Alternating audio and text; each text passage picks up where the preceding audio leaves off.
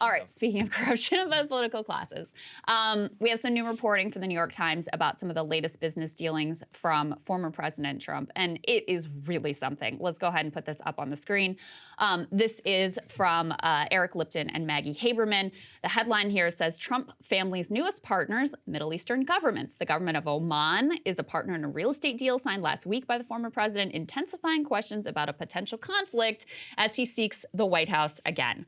Let me just read you a little bit of the details here. So they say when former President Trump returned briefly last week to his office at Trump Tower in New York, he was joined by his son, Eric, and the top executive of a Saudi Arabian real estate company to sign a deal that creates new conflict of interest questions for his just launched presidential campaign.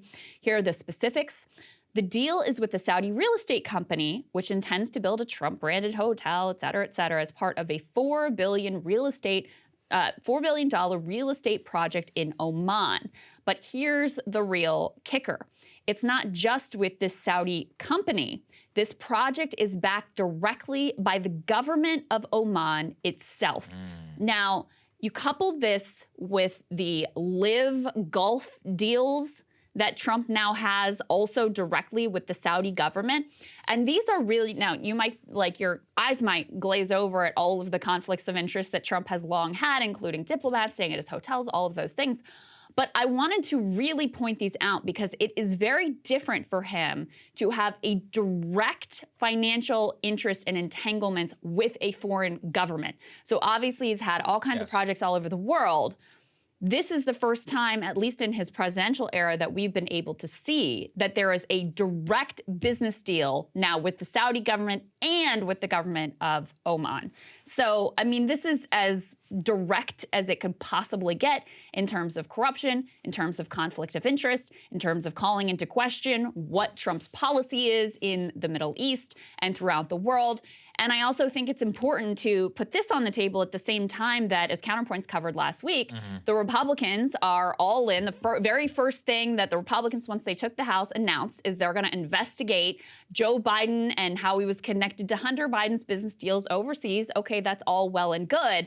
But if you don't have anything to say about this, Trump directly having business dealings with foreign governments, then obviously you're not an honest actor. That's always the issue. And look, lucky for us, we've got Hunter and we've got Trump in the show. Yes, I've always thought this is the great scandal of the Trump administration, which is just the unbelievable foreign graft that they're willing to accept. And nobody really did any proper investigation. They did some bullshit Russiagate, instead. Look, even just last week, we got a new report that the Trump Hotel receipts reveal $10,500 a night rooms for foreign officials that were trying to influence U.S. policy. Those include the governments of Saudi Arabia, the UAE, Qatar, Turkey, China, and Malaysia, who all spent hundreds of thousands of dollars at the Trump Hotel.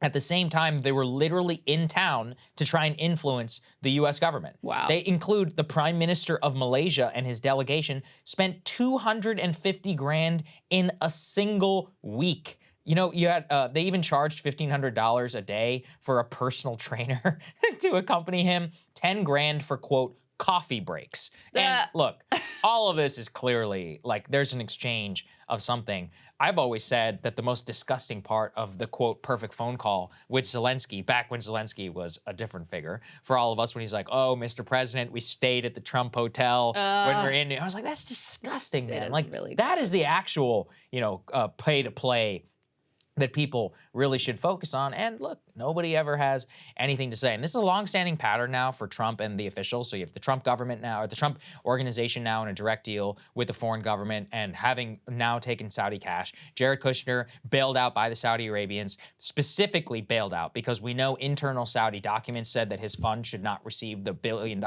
in investment. And he received it anyway, being directly overruled by MBS. Yep. And Secretary Mnuchin, literally his Treasury Secretary, also has a new hedge fund backed entirely almost by the Kingdom of Saudi Arabia. So these people are putting down payments on because they love Trump. They love his policy towards them while he was in office, and they hope that he wins and that he comes back. It's like, okay, I'm here and have done extensive monologues on the Hunter Biden laptop, the big guy, about the China dealings, Yeah. about Rosemont Holdings, BHR Holdings, of which Hunter's on board.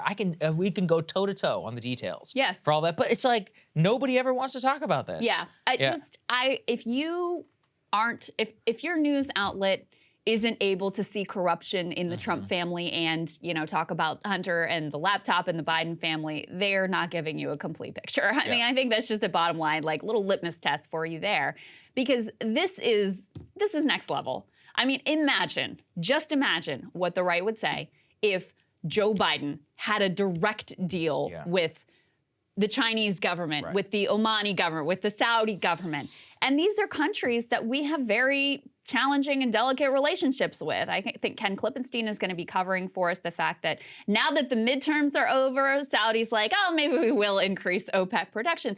They have clearly decided to be basically like overtly partisan actors, clearly on the side of Trump, funneling money to him through Live Golf, funneling money into Jared Kushner, $2 billion through that fund. As you said, MBS overruling the judgment that like, this guy's really not up to getting this kind of money. He's like, we don't care. We're going to send it to him anyway.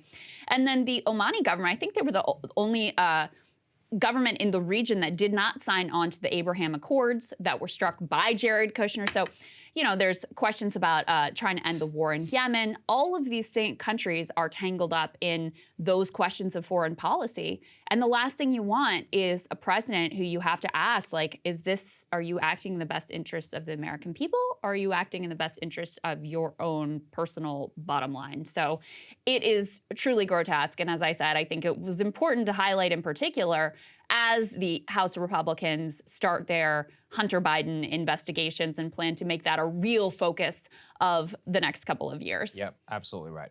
Hey guys, ready or not, 2024 is fully upon us now, and Saagar and I have been brainstorming ways that we can really up our game for this critical election. Yeah, we rely on our premium subs to expand our coverage, to add staff, to upgrade the studio. We just want to give you the best independent coverage of this election, which is possible. So if you can help us out, become a premium subscriber today, breakingpoints.com, or the link is down here in the description video. It really means the world to us, and if you like what we're all about, this is the best possible way to keep us 100% independent, working only for you.